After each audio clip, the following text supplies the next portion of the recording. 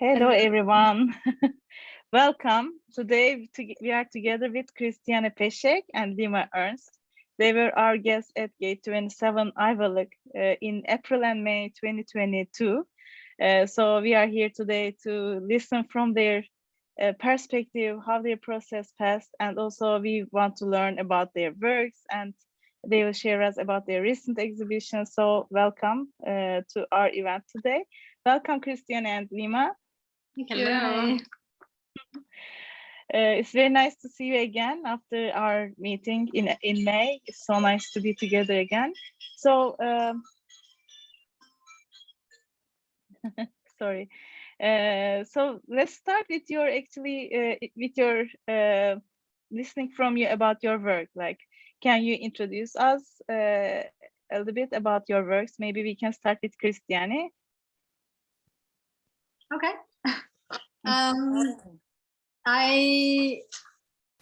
So first of all, we didn't prepare like a presentation because we thought that both of our works are very installative and personal. So we decided that it's better to share the links afterwards.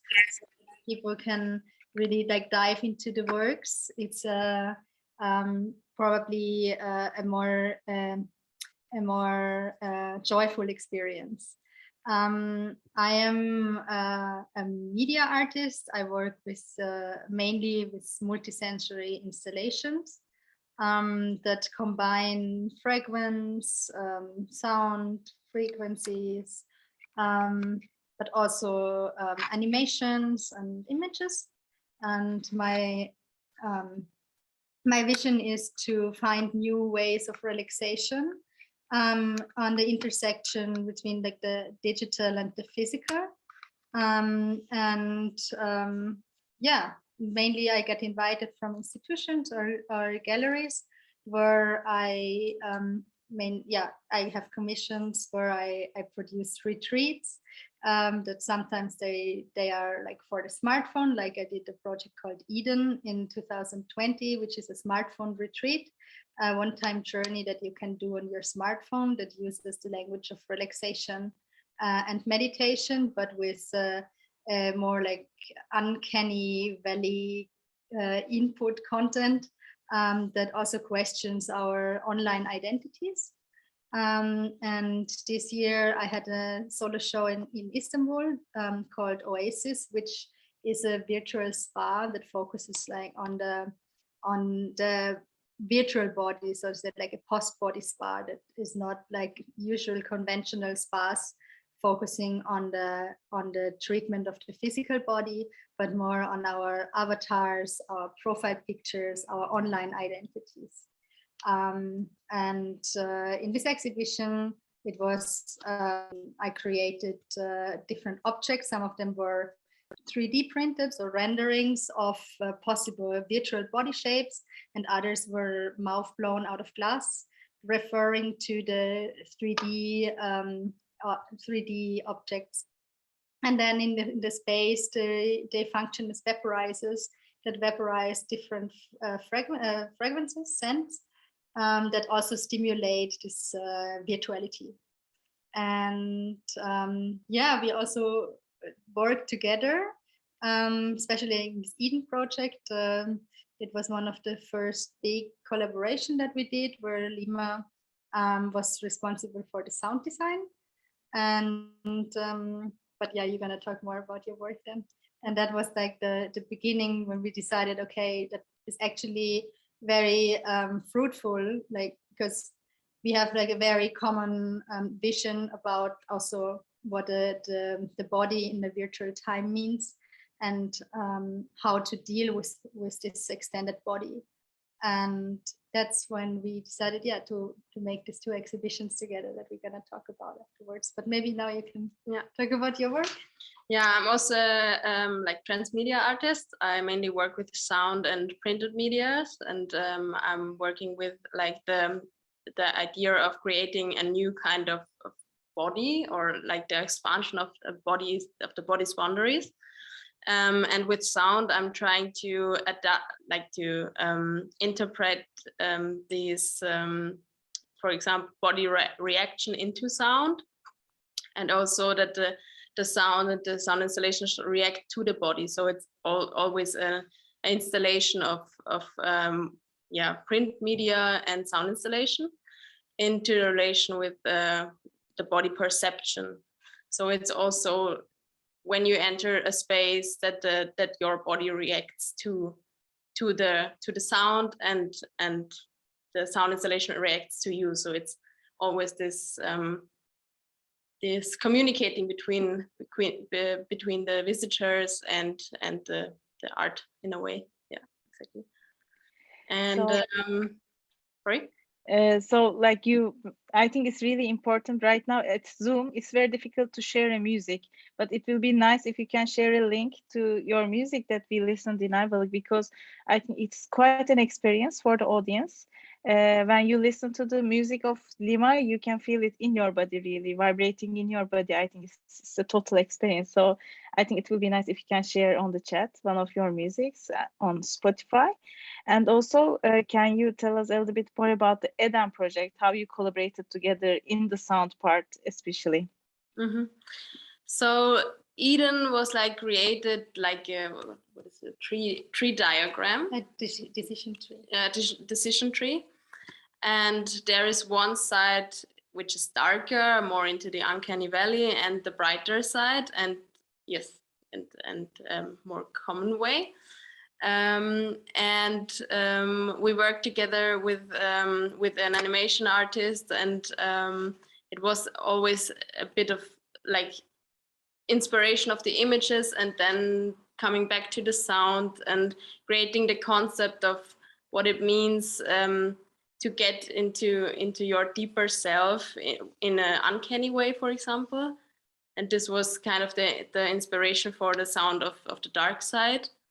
And the brighter side was also more into a relaxing, like to go more into a relaxing part of yourself, to calm you down with special frequencies and also more meditative sounds.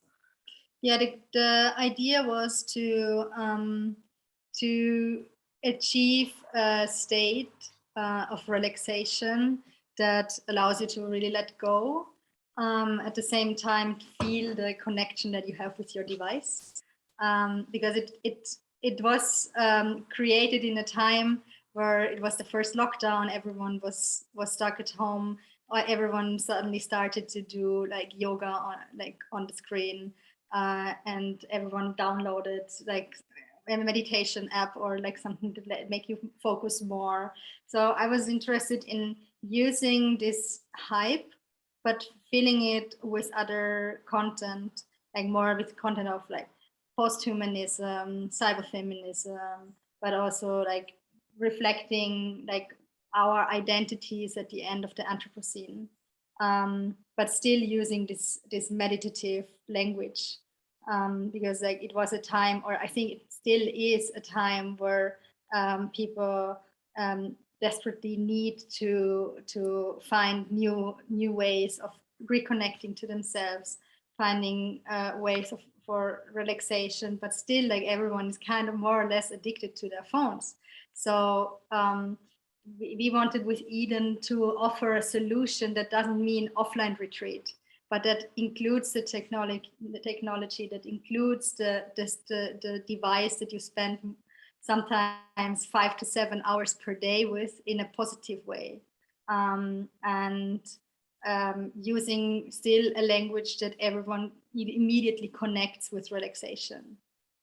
So that's why the voice in Eden is very calming. It's more like an angel-like voice that guides you through the different chapters. But from the sound part, it was really meant to go on the borders and the limits of like how relaxing sound can look like. That it's not just like gong and some om or whatever, but there is like so much more that you can explore with sound than what conventional meditation sound looks like. And I have a question. So I'm trying to picture it, and it sounds, I can understand it conceptually, but I don't understand. And how do you, in what sort of a medium, or how does this look like? Mhm. That's what I was curious, because there's a lot of healing in both the spa yeah. version and also with this Eden. But do you have any like photos or anything that you can visually show us? Yes, I mean it is made for the smartphone, so that's why it's a bit hard to understand by just like looking at pictures. But I can share if my internet allows. The thing is, everybody who does the experience has like a different way. So you will probably find another end or your Eden than I would, because the system is like really like you have to choose your way, and then it's a one-time journey. So every time when you come back to Eden, then you end up in your final destination, so to say, in the final room. And I share my screen for a second, and you can see. So the one that we're going to see now is not the is just one version. Yes, I have some screenshots I can share in order to understand. Can you see it? So, Yes. yeah. So we have like the interface at the end of a session, you may have to make a decision. So it's either inhale or exhale, and according to what you choose, your journey makes a different way. And like here's like some insights on different worlds that you can experience. So like you have like more the darker side, like this two, for example, we now exhibited in one of the two exhibitions. Here's the QR code where you can activate it on your phone, and that is how it looks like in an exhibition that was recently on display in Düsseldorf, where you could scan the QR code and place your phone there and dive into this like meditative setting into the world of Eden. But yeah, I don't want to spoil it too much of the experience, because it's so hard to explain, because it's really something that you need to experience, and it takes between 30 and 40 minutes, and you really need to take time for it. And as it's a one-time journey, you also need to choose the time wisely, which in contrast to like all like virtual digital content that is so fast consumption. And it was also a decision that we took back then, that we said, okay, it should not be available like randomly or like 5, 10, 20 times, but you need to choose, okay, now I have this 40 minutes and I want to dedicate it to this experience. And the user numbers are incredibly good still, even though it's already 2 years old, this project. So it's there is still like the need for this kind of retreats, which makes us really happy. And also we got a lot of feedback from people that even 2-3 months later, they said like, okay, now I found the time to make this experience, and I'm so thankful for like waiting for the perfect moment. And this is something that I enjoy a lot, and this is also the way how I want to do my works.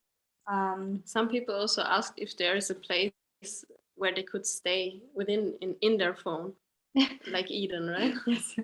Yeah, That's awesome. I mean, I think that's such a special thing that you create access to people in this sense of an experience, and I think this digital world allows us to do that, and with you guys to create an access to your Eden as well. That's really, really interesting. And I'm curious about your experiences in GAY and how GAY has supported you in your, or it has GAY supported you in your creative journey or work, or in any or mental or any other way. Absolutely. I mean, we both arrived immediately after a COVID infection.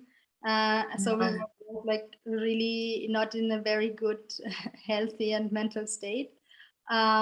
So it was incredibly useful, helpful, and healing. And especially with the knowledge that we have to make 2 exhibitions. Of course, it was also like a big pressure. But like the time was completely different than in Vienna. We had time to really think about stuff, to really go into detail with what we want to do. Also with like in the environment, in the nature, we walked a lot. We spent a lot of time in the nature, and that was so helpful to create this exhibition too, because we got really inspired by the nature. Yeah, I mean, we had exhibition dates, and we had titles of the exhibitions and a brief concept, but we really wanted to use the time there to get inspired by the region. And that's when we discovered like this beautiful sunsets that you have in Ayvalık. And yeah, we have like a huge collection of sunsets. We don't want to share all of them with you now because it will take ages. But yeah, it was definitely our main inspiration for the 2 exhibitions, because we wanted to, like, the idea was again to create experiences and not just exhibitions, but like transform the 2 exhibition spaces into something that also stimulates relaxation, and that invites the people to really stay, and being inspired by like these amazing gradients of the sunset. We said, okay, we're gonna try to bring exactly this gradient and this moment of sunset, and this moment of like this kind of sentimental moment of saying goodbye to the light and give space to the darkness, to give that a space. And also exactly this moment of silence, when the sun goes down, you stop, you give this moment this space. And we wanted to have this feeling in this room, that you enter a room and there is just this experience where you can let go in a way. Exactly. And the way, I mean, when Bengü, you came, we also experienced some nice sunsets together, and we had also really nice conversations about the idea, the concept behind the emotion behind the sunset, which is on one hand a very romantic, like a lot of people do their first or one of their first dates watching the sunset together, but also it's just like a little, as you said, like a little moment in time. But what happens if you expand that moment to in a room sorry, where you enter and you have like a 24-hour sunset, and you can, whenever you want and whenever you're in the need for this emotion, you can just enter, and that's what we did. This is like the first exhibition, where it has like this very prominent, dominant window, where we applied the gradient on the window. So we excluded like kind of the outside world, just using the daylight. But as you can see, it transforms completely the mood of the room. And in the documentation, it was also very hard because at every half an hour, like you have a completely different light situation, depending on if the sun is up outside or if it's sunset itself outside, but it's like still always like this gradient. And then in the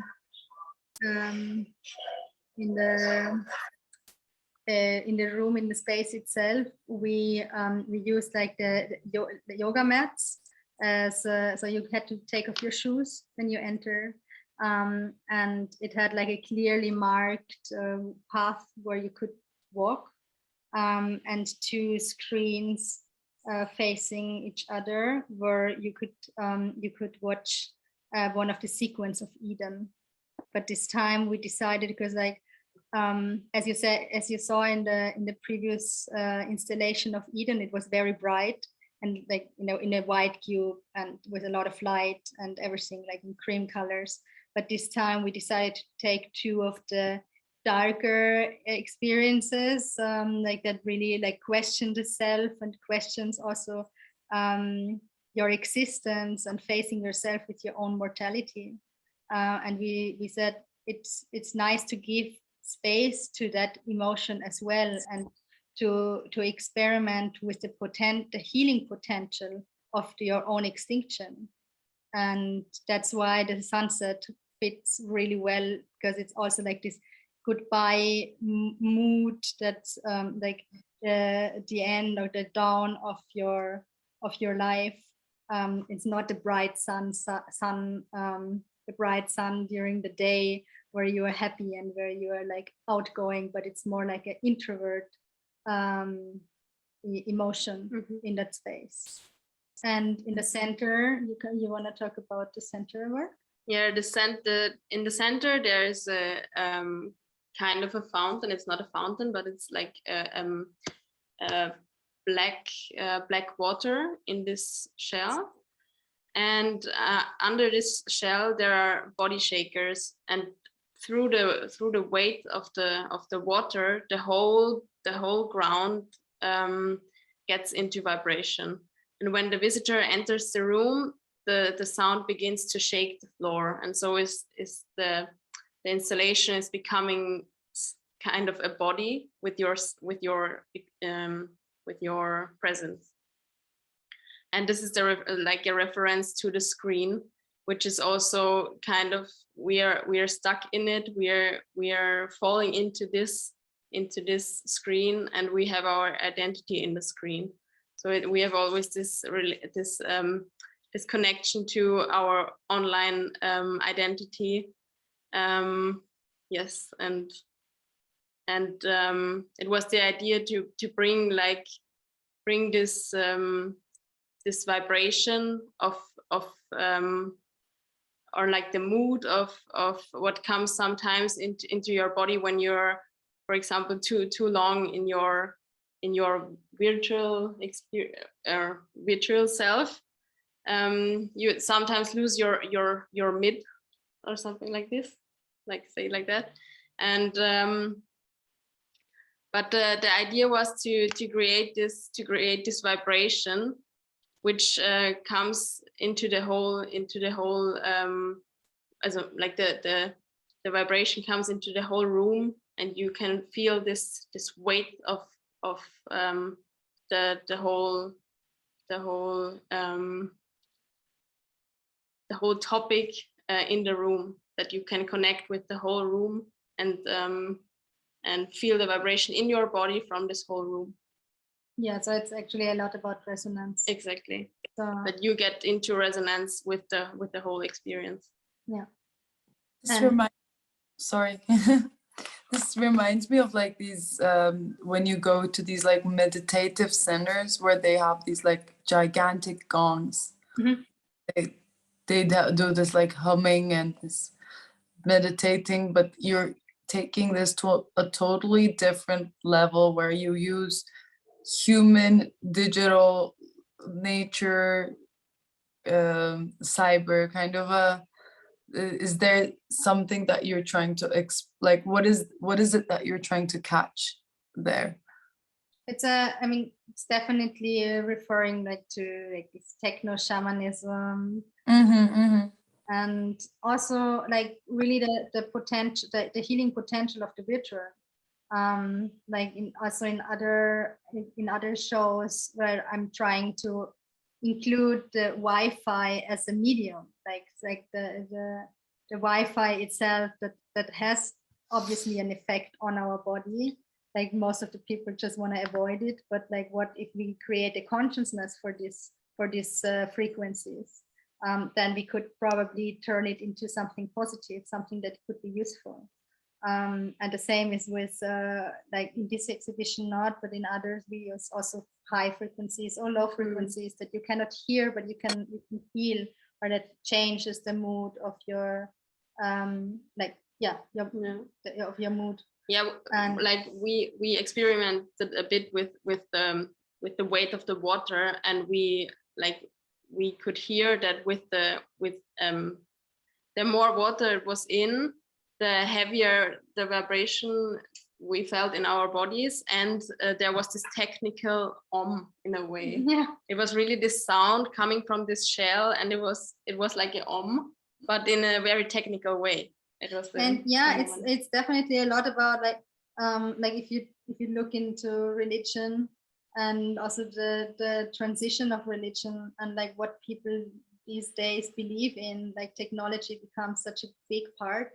And it's not that we want to create like a cult or something, but like just creating awareness that it's not just like a demonization of technology. It's like also a huge potential in it. And especially like when it's about like the younger generations that just grow up on the internet, that they also require like relaxation spaces or like rejuvenation spaces in the digital, in the virtual. So they will not go to any offline retreats. So I think there needs to be like a shift of like what relaxation actually means in a time where everything is more like transitioning into the screen. And that is, I think, like answering your question, like what we are interested in, like researching in this massive field with like where like this like several technologies are so graspable, not like a few years ago. And like when we talk about virtual, it's a very esoteric concept, and it's a very spiritual concept. Like the whole internet is a very spiritual thing. No? Like you ask a question and you get your answers immediately. And now, but now I have the feeling like now there is an audience for it. People really understand like you can talk about aura, you can talk about like avatars, you can talk about like bodily extensions without having like the stamp to be spiritual, because like we all live with profile pictures, we all live with avatars, which is in fact nothing else than like transitioning like your personality into another body. And we are not forced to stay in our physical in a way. Exactly. We can expand in this and expand also our identities in there. So could you expand further about this avatar and the spa part? I would love to try to understand how that works. You mean like the Oasis, or like in general? In general, like what kind, and then you can go into the maybe in general and then move towards the Oasis, because it's like a little bit of a 101 for us, and then you can turn us. Yeah, so basically I did a long year-long research on like spas and relaxation places and what actually is required to be relaxed or to calm down or to feel comfortable within your own body. And then there is like this like we did also for another project a big research on like how Gen Z, for example, understands relaxation and how Gen Z feels, has a body awareness. And then we figured out that like more than 60% are not feeling comfortable in their physical body. So where do they feel comfortable? It's like in their avatars, in their online identities that they create. So we started to research on that, like, okay, what does that body needs to have that you feel comfortable in it?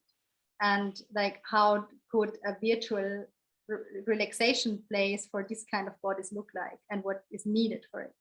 And that's when it comes into the game, like to use frequencies or to use the Wi-Fi, the internet itself, because that is like the stream where they are living in. No?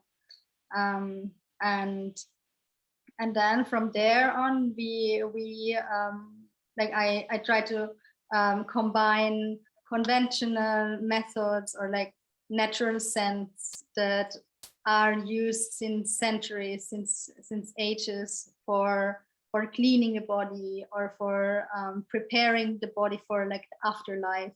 It's kind of like methods of like preparing the physical body, but as a trigger for the physical body to go, like to step on the other side of the virtual.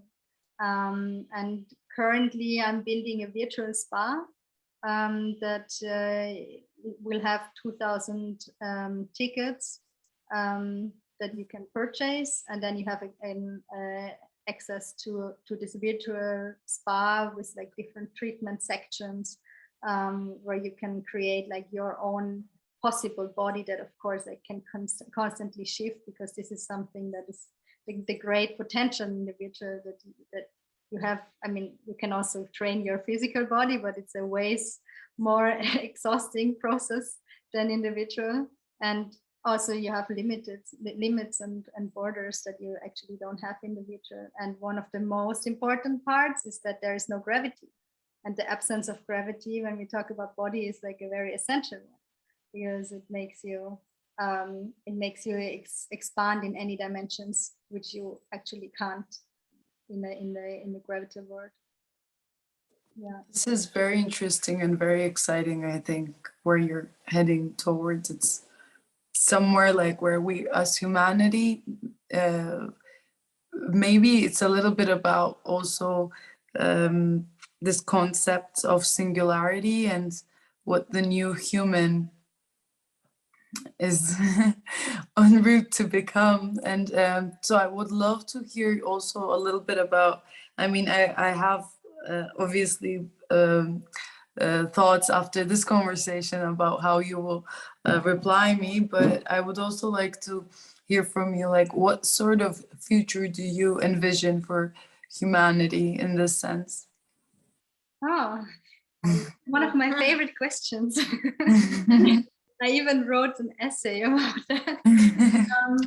I think like the big topic of our time is like the fear of extinction. And in fact, extinction is nothing to be afraid of, because it's something that happens constantly. It's just like finally, or we reached at the point where it happens to the human. And I think like one it's the same with dying in general. Like you can either be scared of it or you can face it. And also like every extinction brings like the ground for something new. And understanding that human race is just like a little part of a big game makes living also more joyful, I believe. It also depends how technology will evolve over the years, because now there are already these concepts about like transforming the consciousness, or like to have the consciousness for a longer time than your body. But I mean that there we are like really an interesting like big topic about like what do you believe in. That's true. But we're getting older and older. Maybe we're getting more than 80, maybe 90 years, and then technology is like right. We don't know, but of course. But I mean, like also one of the evenings in Ayvalık, we said like we are both so happy to live in exactly that time. Because I think it's a super exciting time. Like we like there's so incredible technology happening at the moment. Of course, it's really sad to see like what's going to happen with our planet, but at the same time, there's like so big potential, and I think it's a very, very exciting time to be alive. And it's also interesting when you know the before and the after, because we also know this time before mobile phones or before the internet, pre-internet time. And now we are like in a very evolved state of but I'm technology. really happy that I'm not living in the 80s. Yeah, of course, but we know the limits. We knew the limits, yes, and now we have like, I mean, it was so hard to send a picture to another screen. Yeah, because we are currently working on another project where you could leave your energy at a place with augmented reality, and like this kind of concepts are so doable these days. And that's just like every day, like it's a big playground, it's super exciting. But on the other hand, like working with internet and working with like this hyper personalized retreats and interactive online like smartphone retreat things, it's also about storage, and it's also about energy, and also like the whole NFT world. Also I'm questioning myself a lot, like this is really an environment where I want to produce, because I know this is really not good for our planet, but at the same time it allows me to realize my visions in a way that without technology would not be that easily possible. But still at the same time, like the exhibitions that we do and the projects we do beside like the screen-based ones, we are always trying to reduce it as much as possible, like to not like, okay, in this exhibition we have screens, but we don't have like fancy technology included in the exhibitions, but it still talks about virtuality. So we are trying to make it as easily understandable for everyone as possible. So you don't need to have like the newest iPhone, or like you don't need your own Oculus to enter our worlds. It's like it's working like with very, very basic elements like sound and smell and image, and it works. Probably we can show you the second exhibition that we did, because like before you, Melisa, you mentioned the gong, and it's exactly what we did.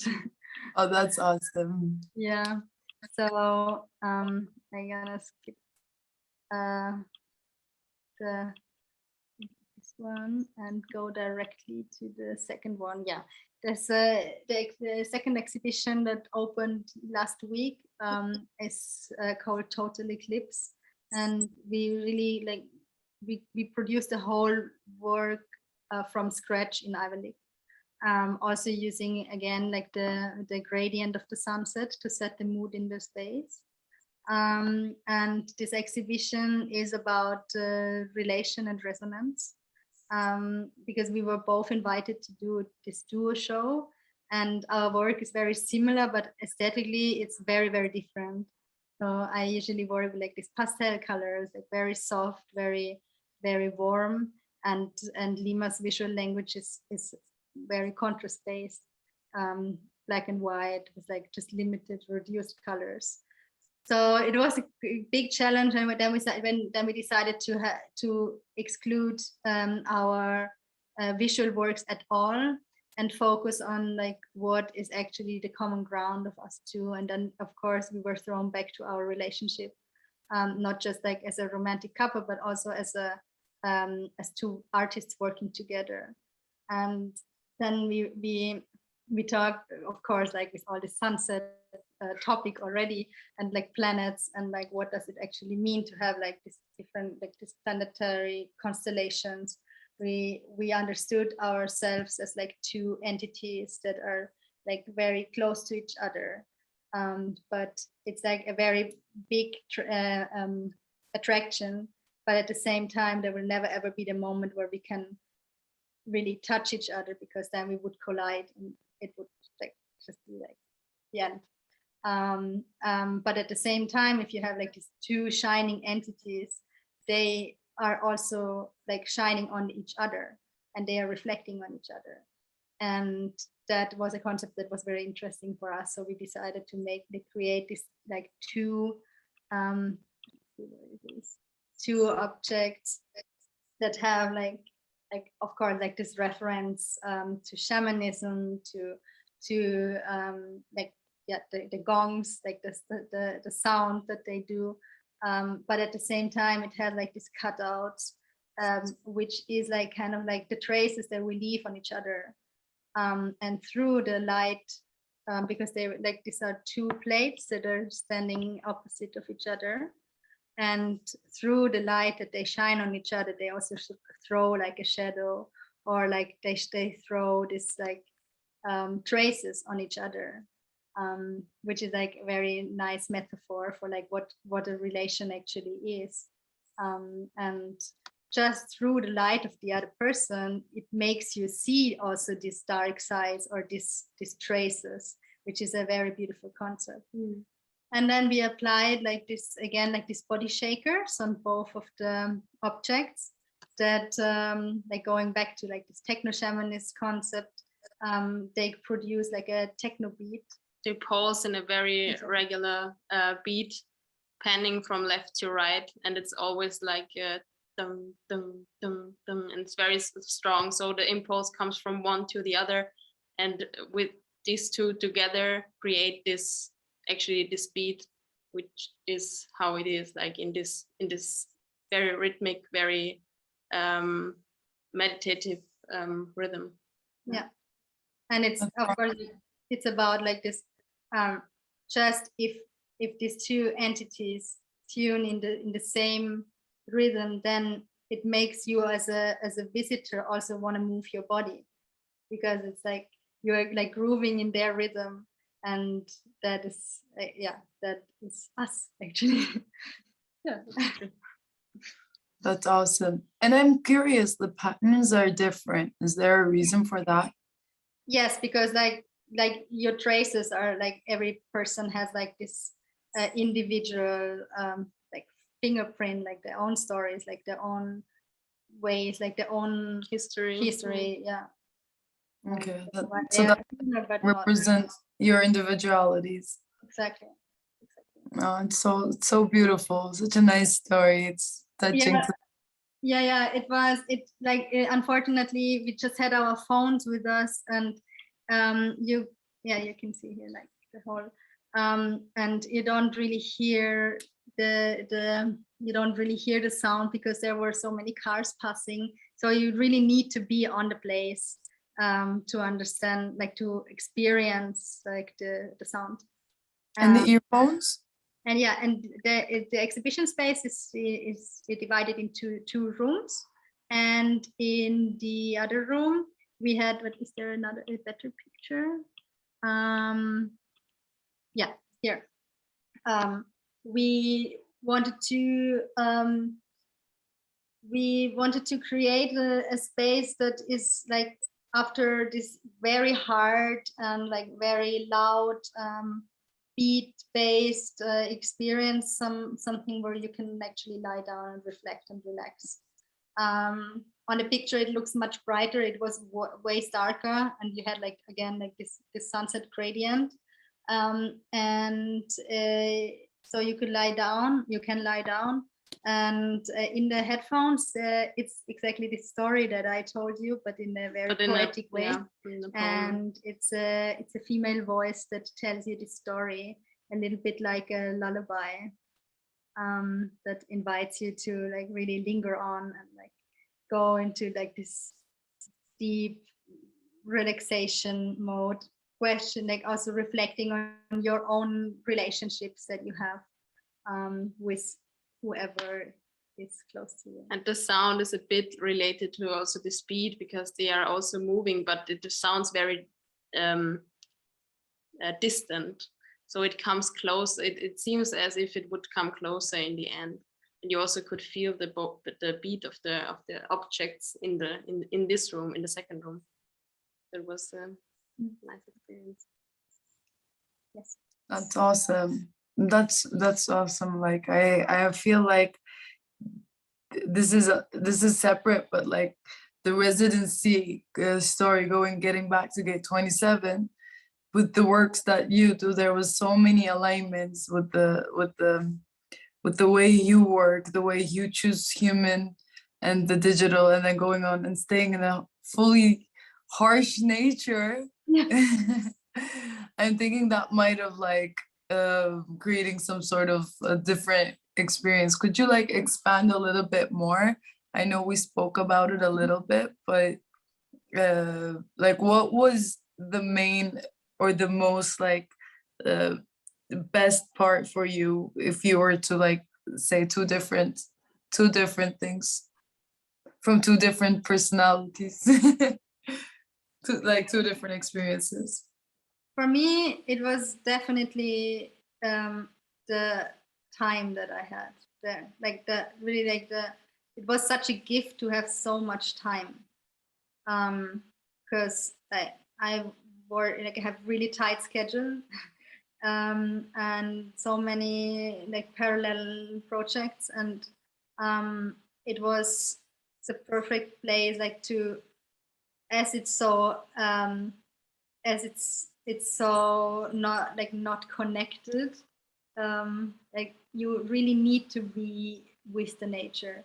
And the most beautiful part for me was that as there was so much time, like my inner voice finally got space, and I finally also had the time to listen to it.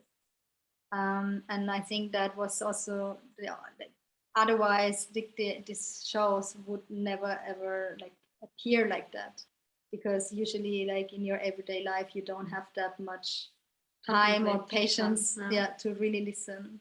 So that for me was like a big gift, and I was really sad when we left because I was telling to myself like just keep that time for yourself and like really like listen more to your body. But like as soon as you're back, of course, like you have like millions other things to do, but it definitely stayed with me and left a mark on my heart.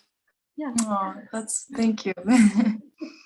I think that was the one like aspect which was really great. It was that it was not in the center of, I mean, there was nobody, and that was so great to just be with yourself. That I really enjoyed this routine of walking and thinking and coming back and writing and like just contemplating, and it was such a gift to have this space to just be and just give your inner voice like this space to be, and this expansion of time was really amazing.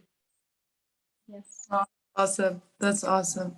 So I think are there any questions for us actually? Do you guys have any questions to me or to the team?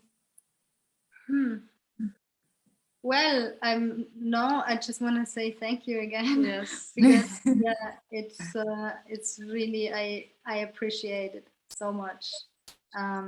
And I still have like so much new ideas to note down, so it will not just stay with these two exhibitions. And I'm very thankful for this opportunity. And and I really hope that one day we can like maybe do a retreat there or something like that.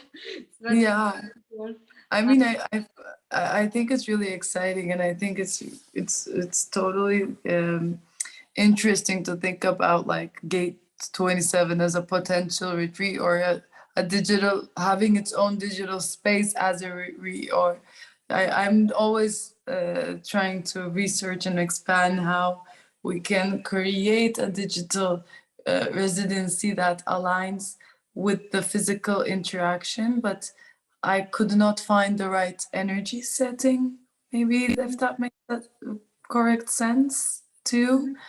The way that like the energy transitions when you meet someone versus on the digital area. So that's what I'm searching for. So maybe you guys, if you find that solution, I I would be think more we than have a happy. solution for that already. Yeah, but Oh, we should talk about yeah, it then. That we would should be talk wonderful. about that. Absolutely, yeah, because there's so much more to share, and that would be really, really nice if we can have an exchange about that. Yeah, and also I would like to share, there's this gentleman that I would like to share his, he wrote a really interesting book, and he works on actually a little bit of a different topic, but I think it's something that you guys could be interested, because he uses data science to solve mental health issues. And he believes that through technology, again, similar to you, but different techniques and different tools actually, he believes that using digital and technological tools, we can go towards and solve a lot of mental health issues, and as well as a lot of social inefficiencies, small things that we could do better. And his name is Sergioff Mulgan. So MUL.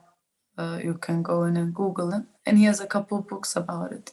So I think that could be something interesting for you guys to look at. Yeah, thank you. And, I would like to ask if there's anyone from the audience or from our team who would like to ask a question. I have no question, but I would like to say it was so inspiring talk. Thank you. Thank you. Thank you. Yeah, and you guys, the duo artist guys that I met through a Gate 27, that is really important for me. And I just wanted to ask, so you're working together all the time. So, I mean, how long you've been together actually working and creating projects? We started around 2018. I guess we had a group show, and we tried to do a work together, but under a different name, and that's where it started actually. And then we did a performance at Sanatorium. Yeah. In 2019. Yeah. And since then, our works kind of merged in a way, but as Christiane said, also the aesthetic is so different that when we create something together, we leave behind our self artistic expression and create something together. Yeah. Thank you. I think we have both skills that the other doesn't have. That's why. Sorry.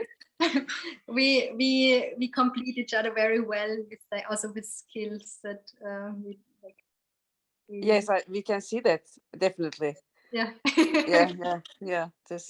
Sorry for being dark, because I'm sitting in the dark. So yeah. Okay. Thank you. Thank you. Thank you. Thank you. I also would like to thank Christiane Ernst Lima. It was a great experience for us too, and it was really nice to see your perspective in the digital world, and also about this retreat ideas and this how it can be merged with the meta space and everything. It was really a pleasure to have met you. Thank you. Thank you. Thank you very much. So, well then, thank you guys. It was wonderful to have this conversation with you. Extremely enlightening and extremely inspiring, I think, from now onwards in today's world. Not from now onwards, actually from a couple of years onwards, but I think COVID really accelerated the work, the awareness towards the work that you're doing.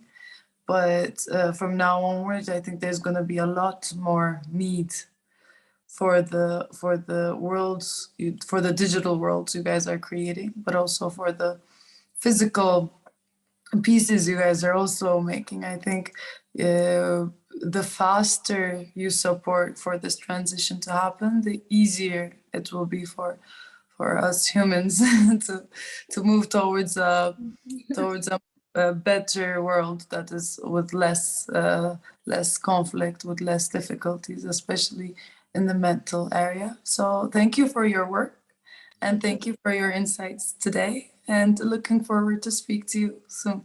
Yes. Yeah, in real life, hopefully. Hopefully, yes. Thank you very much. It was really nice. And thank you for everyone for joining.